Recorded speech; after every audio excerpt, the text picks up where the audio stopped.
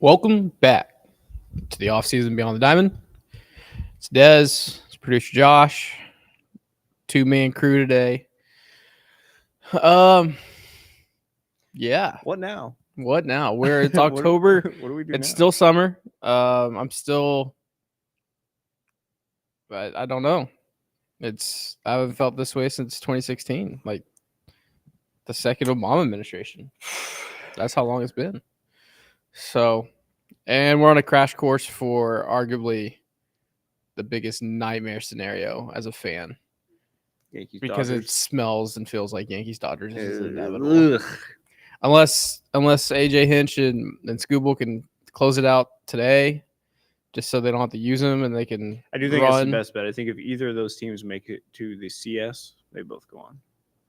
So it's up to the Padres and the Tigers to Yeah, end it. yeah. This is a nightmare scenario. This is DEFCON 10, DEFCON 50. We're not going to get too deep into off-season talk because we have a whole off-season to talk about all the free agents available and trade scenarios and all that. I just want to talk about how weird it is. It's very. Astros played 2 games in October. Honestly, though, it has been some pretty damn good baseball. Like great, but one of the best postseasons. The Astros. We saw shit baseball. Everyone else is playing some really, really, really good baseball games. I mean, even the Astros games were well, just from a baseball perspective. They were fun. There was some the standard's the standard, and from an Astros fan perspective, parades. It was garbage. But. But yeah, the games have been really, really good. But on the Astros side, kind of interesting that the Chandler article dropped about the offensive approach that we've been clamoring. It's definitely something to talk about. I don't know. The Astros got away from their offensive identity, and how do you get it back? Is that a hitting coach thing? Is that a it's locker room leadership sort of thing? Or no, I think it's how the lineup was built. You had when you zoom out, I think you made gambles on Chas McCormick and Jake McCormick. You made gambles on Chas McCormick, Jake Myers, Jeremy Pena, Dubon. Yeah. A lot of high floor, low floor, high ceiling. Yeah. And you were just hoping that would just peak all at the right time. Yeah, you're just hoping that Jake would figure it out, Chaz would figure it out, Dubon would get back to like 22 game hitting streak. Dubon, like you're just hoping that it would all click at the right time. And I think a lot of Astros fans would be a lot happier if there's some moves made to bring in. Give me some power. Yeah, give me some ISO. Some guys with higher floors, maybe lower ceilings. I'll take dudes that are guaranteed 780 OPS all day. I mean, if you look at the final teams remaining and how they're built, I mean, the Padres are just studs up and down the lineup. Obviously, the Dodgers have bought a stud lineup as well, but the Mets right now, I feel like anyone up in a moment is gonna get a big hit, and their superstars are gonna come through. I mean, Francisco Lindor's grand slam is. It feels like a insane. Philosophy approach where they're all on the same page on how to approach a certain pitcher or whatever. But it felt like the Astros were kind of individuals coming up to plate with their own individual plan, if that makes sense. Yeah, like they were each coming up with like, this is how me Tucker is going to approach this pitcher. This is how me Dubon is going to approach this pitcher. Outside, instead of as a team, here's how we're approaching this pitcher. Here's what we need in this situation. Let's we don't need a home run right now. We just need a oppo base hit, something like that. Well, I think it was just easy to revert back to that like home run or bust offense that we saw for the first. Yeah.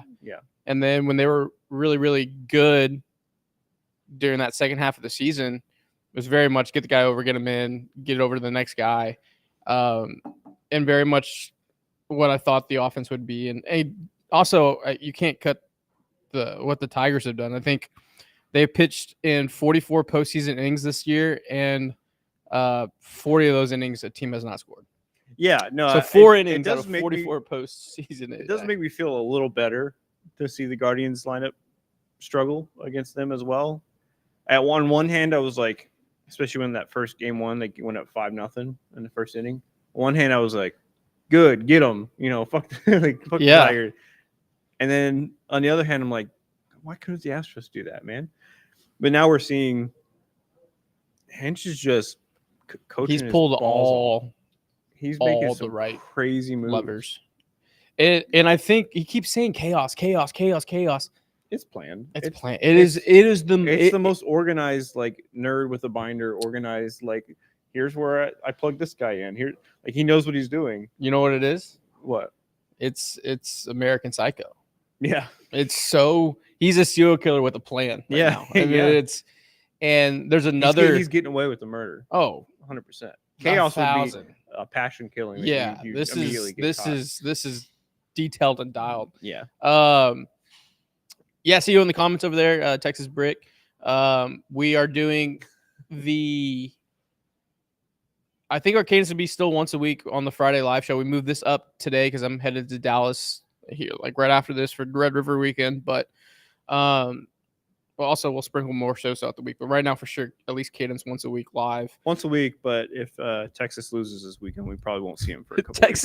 If Texas loses this weekend, put out a statewide. You know that blue alert? It's gonna be a des alert because it's gonna be a problem. I'm not even thinking about that. I don't even think about Texas winning by 3 touchdowns. Hinches Merlin and the Wizard. I think it's kind of cool to see Yuli Gurriel continue to be a damn machine. I think he's now top 10 for most hits in playoff history, in Major League playoff history. Tied with Correa. There's probably like pretty 4 Astros on that top 10 list. No, it's awesome where you like go look at most home runs or most hits, whatever it is. It's just flooded with the Astros. Yeah. Like, it's crazy. Which, I mean, I guess wildcard era, we play more games potentially, but I just don't know how there's not more of those 90s Yankees on there, or even the 90s Braves. Like, they played a lot of series. Like, it's wild. I saw it on Facebook. I saw this graphic of like most career hits per team, like for the playoffs. Yeah. Like franchise leaders. Like Jeter's like at 200. Altuve's second with like 127. I think third was Yachty, like at 102 or 103. And then everyone else, like franchises, like Pete Rose at 55. Mickey only had like 36 hits. Like all these other franchises, nowhere close. Yeah. I mean, it's literally Jeter and Altuve on that list. And I'm like, that's pretty insane. There are 9 former Astros still in the playoffs. 9 former Astros. Okay, let me see. Will Smith, Yuli Gurriel, T.S. Garr, Joe Musgrove. Yankees have anyone? No. Cleveland have anyone? I mean, do you want me to help? Or are you trying? Yeah, no, yeah. Yuli? I said Yuli. Did you? Yeah. Oh, Garrett Cole, 5. Who am I missing? Does AJ count as one? Stanek Maton, 7. Is AJ one? Like counting Hinch? Yeah. No, I don't think so. Stanek Maton, 7. I don't know the other 2. Huh. Is JD Davis somewhere? JD Martinez is met. There you go, JD Martinez. 8. It's got to be someone else. Someone else. I mean, he just threw that number out. Oh. So. Also, I think that zooming out now, and I think I said it last episode, the Astros really just ran a lineup of the big 4. I mean, is Diaz considered? Diaz is like, he's graduated. He's not a big 4 though. Is he? I would say. Okay, we ran the big 5 up. 2 of those guys were freaking banged up. Yeah. One guy hit a barrel every single at bat, and Bregman. Diaz, did his thing, and then Altuve just had a not good 2 games. But man, looking back, we just wasn't that good. Yeah, it is a day early. I had to DFW for Red River weekend right after this, so we just moved it up a day. So we just did a little pop up. Also, luck. Like, you have to be lucky. Like, the Tigers are getting the Veerling jump up and grab. I mean, the Sean Manaea double play against the Phillies. Like, you need luck. I mean, it's literally a crapshoot. And it sounded like the best team doesn't win. Like, the Astros had like 4 potential game-changing hits that were like just by Jason Hayward, barely caught, perfectly positioned, like just little things.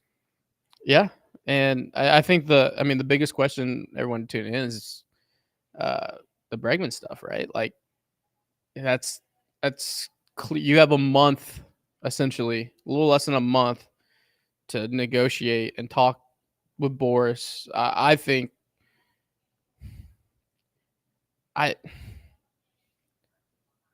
you have to try to get it done before open market. If we hear a month before the playoffs are over, yeah, like before that window where it opens up to everyone, like, you got to get this deal done. I mean, you can't let this go to the open market. Though, like, no, yeah, you have to do what's best for your client. Me something crazy. Yeah, like, of course I'm going to wait and see what the other offers are. I will say this: if it's a month out from now, and we hear like the front office go, "Hey, go out and go out and listen to everyone, hear all the pitches, hear all the contracts, and then come back to us." If that's their game plan, if I hear that, it's failure. That's failure. I will do unspeakable things. I'm getting an offer you can't refuse. I mean, you have to. And you have another report again, and we've said it all season. Taylor Scott goes on to the Pitching Ninjas podcast, and he talks about what Bregman's done.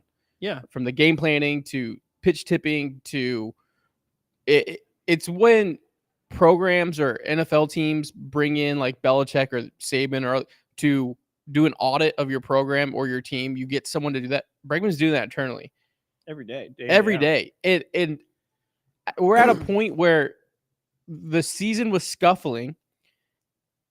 The pitchers weren't doing good. And Alex Bregman, who steps up and does the scouting reports, he's doing the backstops job. He's doing front office job. He's doing analytics job. He's doing all these different people's roles and jobs that they should be putting together. And he stepped up, just took it and ran with it and got you there into October.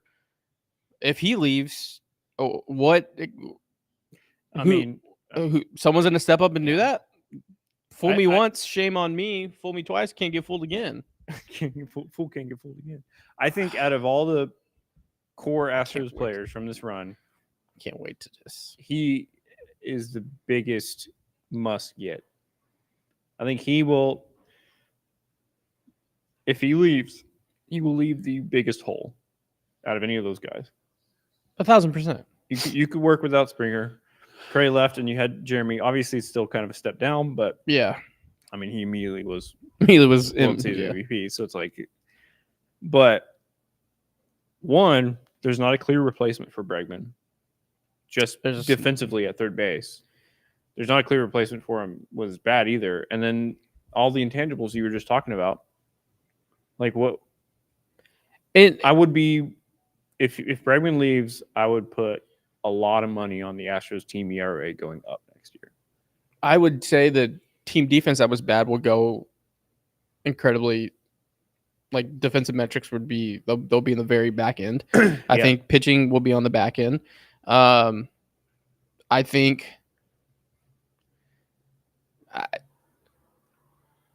I want to have a conversation about complaining 5 years time from now and be like, man, kind of sucks that this contract is the way it is, but the last 5 years were great. Yeah. Like, I want to have that conversation. Everybody's so worried about the back end of contracts. That's only an issue if you're not. That's future us problems. That's only an issue if you're a team like the Angels who give a bad contract and their window's not even open yet. Yeah. That's where the late in things are a problem. Like, oh, our team's not winning. Let's give this guy a crazy amount of money and just think this one guy is going to change my whole team. There's a difference between that mindset and my window's open. We're already winning. Just adding this piece keeps this window open. I'll worry about 2030 when it gets here, like there's a whole big difference. People always get mad about, and that's where like I hope that Jim Crane is thinking as well, and hope people are advising him about maybe structuring a contract that's front loaded, or structuring it to where maybe it's not front loaded, but it's like mid loaded. Is that something you do? You give yourself some wiggle room now, but then once, say, Altuve's contract's over, you load in, like you structure the years to where once your other big contracts are up, you can throw in money more on that year to try and structure it to where you can be competitive each year. I don't know. I definitely think straight up, there is zero reason why Alex Bregman should not be an Astro next year. Outside of Jim Crane personally not wanting to spend the money. I just don't. Just straight up. Yeah, and look, Uncle Jim's been paying. He's been paying a lot of money, and he could sell the team tomorrow and be very, very, very, very profitable. I've never wanted to say that he's a cheapskate. Yeah, I just think he has his philosophy. He gets worried about long contracts. He has that. Do you hit or stay on 16? And he stays on 16, and he has stayed on 16 forever. But this is different. This is like 15. This is like you're at 15 right now, and you got to make a decision. It's still a tough decision, but it's different. Bregman's still young. He's still performing. I would like to. I would like to kind of get under the hood of the philosophy, because in June, I'm looking up Chandler's article. Yeah. He has his linked previous article from June, and it goes, this is from Alex Bregman, and this is when the offense is not why the Astros are 2 games under 500. Quote, pitching injuries, poor roster construction are of greater concern. Masking both weaknesses feel impossible. The Astros lineup must attempt it. It continues, blah, blah, blah. Talks about slight shift in swing decision, plate discipline through the first 78 games of the season. Quote from Alex Bregman, our whole offense needs to take more pitches. Third baseman Alex Bregman says, we swing too much. This was in June. Yeah, he called it in June, and they still did the same thing. And it wasn't just in the playoffs. Obviously, trying to get Scooble, you're just trying to get one early. Like, and you saw it with Cleveland. You'll see it probably with the Yankees 3 times. Hopefully, Scooble goes full Mad Bump, does game 1, game 4, game 5, and closes out game 7. But when that has been said throughout the year and nothing changed. Well, the book gets out on you, and pitchers coming to face you know that they can get you to chase. Well, I just go back to, like, there was that White Sox game. I can't remember who pitched, but it was some rookie or some young guy. He went like complete game shutty, like 100 pitches. Cannon, his best start of the season. Cannon. Like, there was just always those no-name guys that were at 6 innings at 65 pitches or 70 pitches, and then it doesn't matter if you're the Marlins or the Yankees of the 20s. You're gonna roll out your high leverage guys into the 7, 8, 9. Like, it doesn't. Like they rarely made a pitcher sweat. It was either feast or famine. It was either they knocked a pitcher out early because they scored, 5, 6 runs. They went off a little bit, or the pitcher went 6 innings. Like, I'd be interested to look at stats on how many 30-plus pitch innings pitchers had against the Astros compared to other teams, because it felt like the lowest of this whole Astros run, that they were never getting a pitcher extended, a starting pitcher specifically. So I'm going to pull up kind of the best for Astros. Okay. 2024 Houston Astros. There was 2 guys in the regular season that had an OPS over 900. That was Jordan at 959 and Kyle Tucker at 993. Obviously, Tucker only played 78 games. Everyone else below 800. Yeah. Yiner 766, Singleton 707, Altuve 790, Jared Pena 701, Breggy 768, 657 for Dubon, and 646 OPS for Jake Myers. Slugging. Yikes. Yeah. Let's go to the 22 Astros. 22 Astros, World Series champion Astros. Yordan Alvarez, 1019 OPS. Kyle Tucker, 808. Chas McCormick, 738. Michael Brantley, 785. Alex Bregman, 820. Jaron Pena, 715. 921 for Jose Altuve. Yeah, I think a lot falls on number 27, showing that he's the straw that stirs the drink. I mean, 790 OPS and OPS plus 126 is still solid as hell. It's one of those things where he wasn't awful, but that little bit of a difference and not performing in those two playoff games makes the difference in being knocked out. Let me give you something here. So 2022, the Astros walks per game. They were 9th in the league, 3.22. 2023, walks per game. They were 11th in the league, 3.39. And then you go to 2024, 27th in the league, 2.78. That's all the difference there, in my opinion. Almost a full walk less per game. And that's speaks on to what he was saying about swinging too much, not taking walks. You're not making pitchers have high leverage innings. They're getting through 4 innings in like 50 pitches. And then all of a sudden you're playing catch up and it's a 2-1 game. And your bullpen then you put pressure on your bullpen being in so many close games. That's why and you have all those 1-run losses. This is a ricochet shot for Jake Marisnick. Jake Marisnick was the worst offensive bat on the 2019 team with a 700 OPS. He would have been 6th on the Astros 2024 team. Yeah. I think, and I do think, so here's the question. Oh, wow. Here's the question. We're get under the hood, boys and girls. Get under the hood. Sometimes you got to get oily. Pause. With these numbers and this philosophy and all that, how easy is that for them to fix? Spin. There's no one in. Is that just getting different players in, or is that a like everybody at spring training fucking drilling in, taking pitches, like recognizing spin? What can you do? I think it's a despair of talent. I don't think there's a world where the 4 or 5 guys that we highlighted are going to be 100 OPS players. Like I think they are who they are, and that's fine.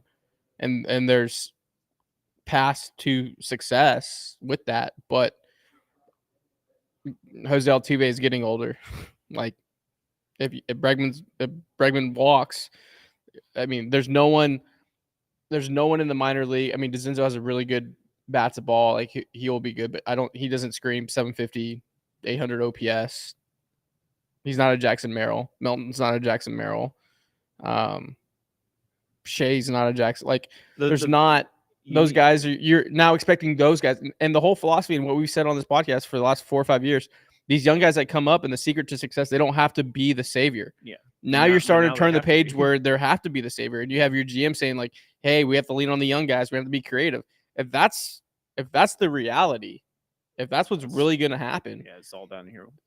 You're fighting. Well, what they need to do. Good thing they have the pitching though. Yeah, pitching strong. Your pitching so strong. What they need is more spin. I mean, they need more guys that have the walk first, hit second mentality, because you have to have that balance. You have a guy like Diaz. I don't mind it. I like Diaz. It worked for him. Swing away. It's frustrating sometimes, but that's just if his mentality helps him hit 111 mile an hour screamers with a 300 batting average and 800 OPS, like I'll take that from him. You have Altuve. He's always been a swing first guy. It's okay to have a few of those guys, but when you're starting to lose all your walk first mentality guys, that's where you get what happened this season. Yeah. You need to have that balance, and especially if you're losing Bregman in free agency, I would be looking at any and all guys that have higher walk rates and are as close to walk to strikeout rate as you can get. Bregman's the guy. Give Soto a 5 for Soto's not going to be an Astro.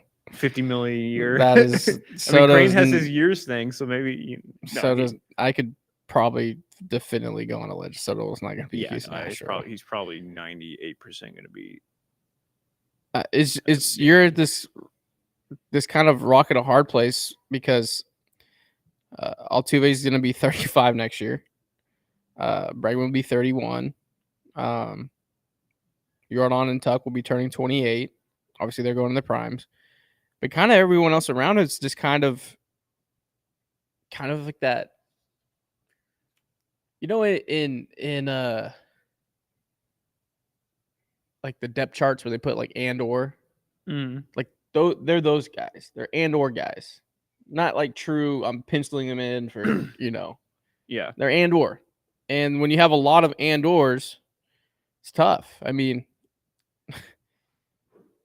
hell, Ben Gamel had 70 at bats. Hayward had 70 at bats. Like you were really mixing and matching a lot down the stretch. So I mean, the good thing is pitching's king, right? Pitching is huge. Pitching's gonna get you to give you a chance.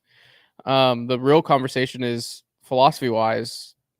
What do you do with Framber Valdez? I mean, I've been leaning. I was in the camp of trading him last year. What happens when Max Fried walks from the Braves? And just randomly throwing this out there. You have a GM who came from that organization that knows the ins and outs, and you're just like, hey, you're still trying to win now. You have the Grimace Mets in your division. You have the Phillies. You just let Fried walk. Like, hey, let me get you a lefty. What's that going to cost? He has 1 year. Well, Michael Harris. I don't know. I think that guy you could pencil every day to be a center fielder. He's getting in the weeds of he wants to happen here. I think there's ways to get there. Like if you told me this is just randomness. This is chaos. That's all it is. Just say you got a Michael Harris, you signed a Santander, you sign Breggs. You short up a lot of spots. Yeah. Short up a lot of spots. And I don't know. It's kind of where I go. I think you can make 3 moves and get you right back into it because your pitching's going to be for there. sure think it's a handful of very good moves can open this window right back up. The sins of Abreu and Montero's contract are definitely rearing its head, though. Yeah. And those two, awful. It's a lot of dead money. It's a lot of dead money. Trying to look at potential free agents. We're not going to get too much into this today, but looking at walk value, player stats, walk value on teamrankings.com. Number 1 in the league is Aaron Judge with 136. Number 2 is Juan Soto, 132. Kyle Schwarber, number 3, 108. Is he a free agent? No. It's 1 more year? Yeah. The Astros' only player on this list is, I gotta scroll a bit. Jordan is 23rd.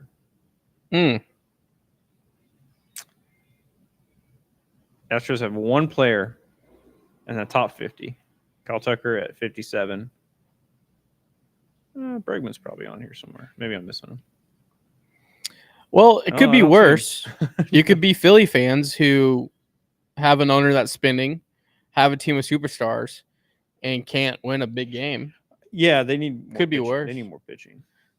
You had Wheeler and Nola who pitched good enough to win games, and you offensively couldn't get it going.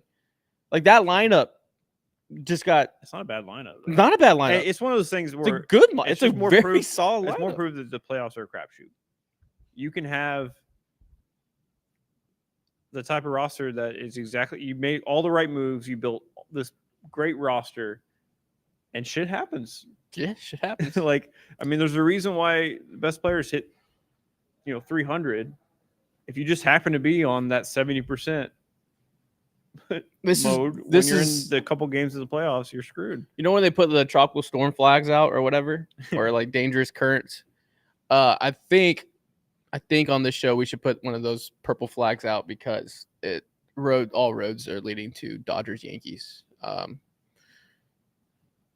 I would love Mets Tigers. I would love the teams of Destiny. I would obviously love the Padres. It just feels that, and I don't know if it's because Bob Costas is just whispering sweet nothings from 1945 in my ear, the entire broadcast. But man, Kansas City looks. I mean, just look terrible. Just look absolutely terrible yesterday. Now they got to face Garrett Cole in an elimination game, and I think they're rolling. Bullpen game today. Kansas City. Let me see.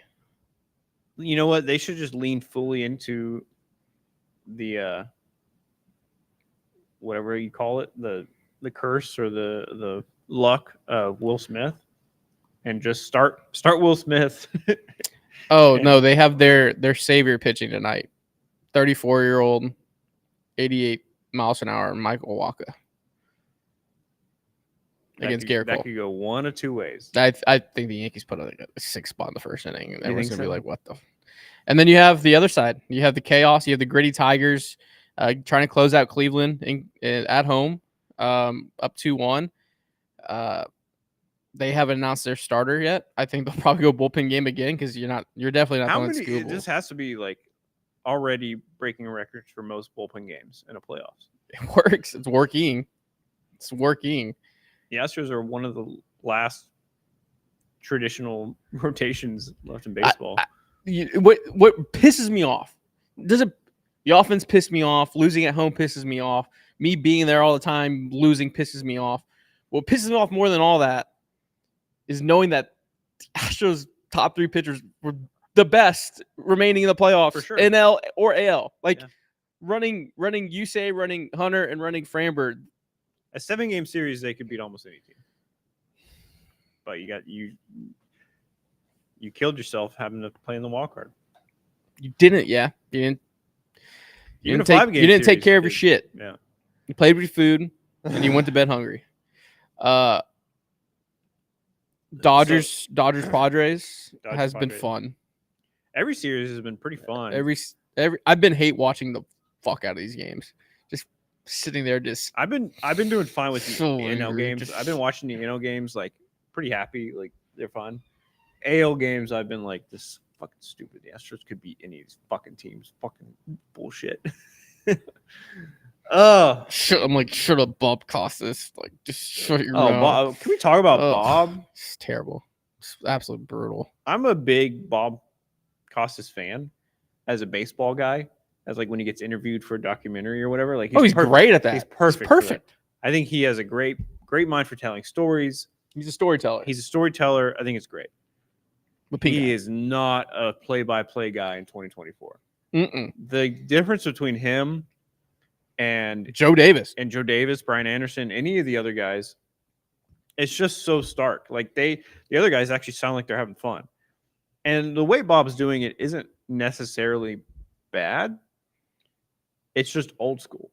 If you go back and look at most like national broadcasts from old school, it's very much that. It's very like reserved and well, look at that just happened. Oh my God. That is a great Bob Costas trying to do Bob Costas in 2024. That's basically what he's doing. And it's not like bad, but it's just not the style anymore. And that's the like Bob Costas is perfect for a June 14th game, a weekday, just chilling. Like that's great. I'll take that. That's just a fun on the background type of voice. But the playoffs, like teams are, fighting for their life, and you have Bob Costas going, "Well, he grounded out." All right. Well, the other side too is he.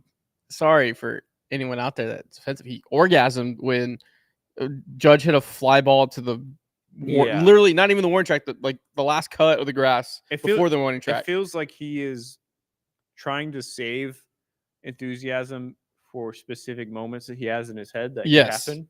And then when those don't happen, he's like upset about it. Yeah. and then you have Stanton, who he's treating like as polio, like is like FDR in a wheelchair. Yeah. Because Stanton can't run because his legs are just done. He's not fast, but like, and Stanton golfs. Stanton yesterday carried the Yankees, obviously not a newsflash. Yeah. He smacks a ball off the wall. Great at bat. Yeah. And he's just like speaking like an obituary of him running, and then the camera goes to him running in a second, and not even Soto rounding going first to home. Yeah. In a playoff game. Yeah. For the first run of the game, I'm like, what are we doing? And I'm watching on HBO Max, so I'm just like, you know what? I'm gonna go watch The Sopranos. Like, I'm done watching this. Yeah. That's the best thing. I'm watching it on HBO Max because that's TBS. where TBS is. Yeah. I just feel like this is I'm done with this. I'm gonna go over to Sopranos and just put it up on my phone and just do that. Yeah. I've just been watching the games on my phone on the MLB app. You know what I've been doing for these afternoon games? I've been like, I'll go like on my hot girl walk in the evening time, summer or like afternoon time. I'll just put on the radio, and like I'll just switch from whoever's up to bat, or whoever's winning. I'll listen to that broadcast, and I'll just go like an hour walk. So relaxing. Oh yeah, like I 10 of 10 would recommend, and especially with the weather about to change. Highly recommend. Absolutely, highly recommend doing that. You want to read Guillermo's comment there? No, out loud. No. That is probably 114 win season. Yes, yeah, that's 114 win season. Yeah. Anything else you want to cover? Before we go back to our playoff-less lives, I would like to know everyone what they think the World Series is going to be. That's the predictions. That's a good point. Yeah, I think it's gonna. I have Yankees Padres. I also have Yankees Padres, but I have the Padres winning it. If the Padres are there, they're winning it. Yeah, for sure. I don't know if they. I mean, why in the world do you go for the juggler with pitching Dylan Cease on 3 days rest? Yeah, what are we doing there? Reason to, because then you have him for if you have him on full rest for Game 5. Now you're screwed. Now you got to go Darvish on 4 days. Yeah, that was. I think the winner of the Padres-Dodgers series wins the World Series. And unfortunately, if Dodgers win, man, Mets-Padres would be fun as hell. Mets-Padres would be a great NLCS. Mets-Dodgers would just kind of feel like, if it's Mets-Padres, give me that in 7. Yeah. I love the gritty Tigers, and I hope I'm wrong. Like, I really am. I think Skubal could be used like Madison Bumgarner. I don't think that team realized what they're doing. It feels very much like the 2015 Houston Astros. Like, these kids have no idea what's going on. Like, Matt Vierling has the most playoffs like tenure, and it's been like 10 games. Like, there's not a guy offensively for the Tigers that is going nuclear. There's not a Randy Rosarena. There's not a Adolis Garcia. There's not a Jeremy Pena. There's not a JB. They get a big hit when what's his name with the 3-run triple double whatever off of Hader. He hasn't even got other at bat. He said like that was his one at bat. They platoon. I mean, Kerry Carpenter obviously had, but he only starts when there's a righty. Like they still protect him. He can't hit left. Yeah, they still protect him. Like there's the Tigers don't have a guy like 17. Name any Astro, right? Like nuclear. 2018 JBJ. 2019 Howie Kendrick. 2020 Randy Rosarena. 2021 Rosario Soler, Jock Peterson. 2022 Jeremy Pena. 2023 Adolis Garcia. 2024, if it's the Detroit Tigers, I mean, Scooble, because he's Madison Bumgarner. Like, that's how you're going to use him? It's actually like pure team. It's a pure. Right now, it is. I mean, the Padres, Tatis. I mean, Tatis has like a 2,000 OPS and batting Tatis, 600. The Padres are the last. I'll say this: the Padres are the last team left that is built like the Astros. Maybe the Yankees a little bit, but the Padres, Yankees, Astros are the only the only ones left of that kind of main build where you get 3 starters that are great. You get 3 like ace type starters. You try to at least, and then you have a lineup full of names. Every other team, the Mets, they have Lindor, but that's about it. Pete's kind of on fire. Pete and Lindor. They have a handful of those guys, but the rest of the lineup is, Schmo Joe, and then the Tigers, obviously. The Royals they got Bobby Witt, and who's 1 for 12 or 1 for 13. I mean, and the Yankees are 1 game away from the CS, and Aaron Judge is lost in the abyss. Granted, everyone gets their jokes off. If he turns it around, they literally walk into it. Yeah, and it takes one swing for that to happen, and so it's just let's do this before we sign off. Power rank the remaining playoff teams. Oh, that's a good point. Even with I would have Royals. No, I'm starting bottom up. Okay, yeah. Royals because they're down 2-1, and Cole's pitching tonight, so they're probably out. I'm gonna go Guardians because they're down 2-1, and Scooble looms. Yeah, I forgot about that. I'll go Mets. I'll go. Oh no! I'll go Tigers, Mets, Padres, Dodgers, Yankees. Just because a path and it's an easy path to the World Series. Far as potential percentage wise. That's if I'm waiting. I would agree with that. I would, as far as roster, I would have the roster and who's healthy. I would have the Padres. I would have it Yankees, Padres, Dodgers. Because the Yankees just offense isn't that deep. No, they have 2 guys right now. The Padres, they have Padres is up and down. 5 or 6 studs.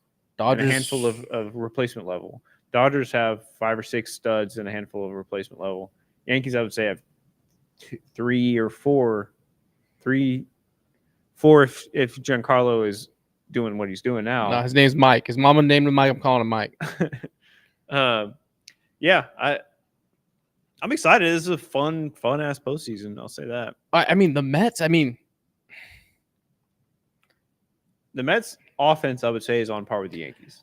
I will say this: what the Mets are doing, though, they're executing in the highest leverage of innings against the highest leverage of arms. Yeah, they got the clutch gene this year.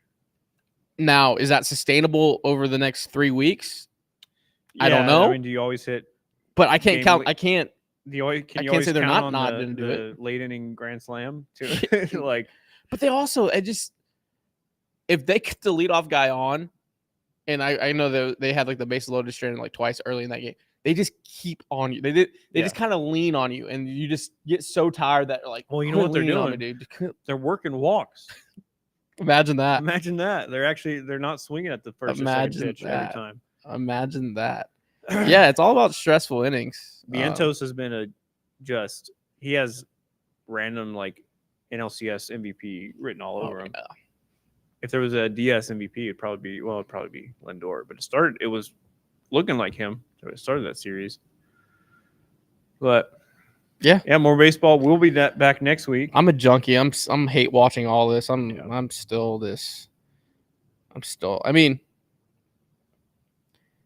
was kind of sweet seeing the Phillies go down. Yeah, it was. I didn't really mind. I don't mind them, but it was just which team would. I was like, whatever. I just want a good series. I feel like they have more questions than the Houston Astros for sure, because they're pot committed. You see, the youngest player is That's got to be Baum, right? I think it's Stott or Bohm. 27. Alec Boehm's 27? No. Whoever's the youngest player, I remember he's 27. He's got to be like 24. Alec Boehm is 28. Yeah. Oh my. Yeah. Okay, hold on. Let's look at. They have a aging 2024. Their most of their team is like 30 or above. 2024 Phillies. The Astros obviously are a little older as well, but we're aging. I mean, not here for a long time. Here for a good time. JT Realmuto, this is their age this year. Yeah. So he's 33. Harper 31. Stott 26. Trey Turner 31. Bohm 28. Brandon Marsh 26. Castellanos 32. Schwarber 31. All those guys are a year older, man. Yeah. Wow. And that's a lot of money committed. And the thing is, their pitching staff is also. At least the Astros have a young. Wheeler's 34. Alvarado's 30. Nola's 31. Stram is 32. Suarez is 28. I don't really Suarez. Estevez is 31. Sanchez is 27. Those are two back end guys. They're not front end guys. They're just back end guys. Well, last note is the Astros, in my opinion, are still in a good position for next year. It just is going to take 2 or 3 very smart moves, bringing in some players that can work walks, can extend the lineup, get it to the next guy. And that's all you need. I think that's the recipe for success this year. Trade for Rooker. Okay. Sign Santander to hold on first base. I need Santander. I need it like I think absolute air to breathe. Everybody I've talked to, I think Santander is like the number one on my wish list. Number one on Hey, he would really work in this lineup. Also, as we're signing off, I know the whole bit of me going to Cancun and the whole thing, and obviously I leaned into it because it worked. If I would have went to Cancun, I would have died. There was a Category 5 hurricane. Yeah, that would have been miserable. Imagine if I went to Cancun, watched the Astros lose to the Detroit Tigers, and then I'm stuck there because of Category 5 hurricane. Maybe the hurricane happened because you didn't go to Cancun. You ever think about that? You put that together. This is gonna be full loss. Like, we have to go back. We'd have to go back. But right. Yeah, that's the live show. We moved up a day due to my travel arrangements. The boys were great on being flexible on that. We'll be back next week. Shout out to Big City Wings, Houston Wing Joint, Apollo's Wing Joint. I'll be with Sam at Red River and with the Wax Cup Cowboys. And that'll be a good time. So make sure you go to Big City Wings this weekend to see some college football and playoff baseball. I'm going to be golfing as well this weekend, so I'll be wearing my Kobe Stevens. Use code Apollo HOU. Use Alto if you're driving, rideshare. Do not drink and drive. Use the codes that are in the description. And last thing was Celebrity Mint sold out on their Pete Rose stuff. So go over to celebritymint.com to check out. They have a Jamal Shed product coming out next week, next Thursday. I think we'll be helping launch that. So it's a really cool product they did with Jamal Shed. So really excited to see the Houston roots there. So make sure you go over to Celebrity Mint. But thank you everyone tuning in. The live show, we moved up a day. We'll be doing these cadence throughout the offseason. Yep. And Texans on Monday morning. Our Texans guys every Monday morning. We'll recap. Yes. The every Monday morning at noon. Wrestling pod. Wrestling pod spinning it. We're getting a wrestler on. Did you see that? I saw that.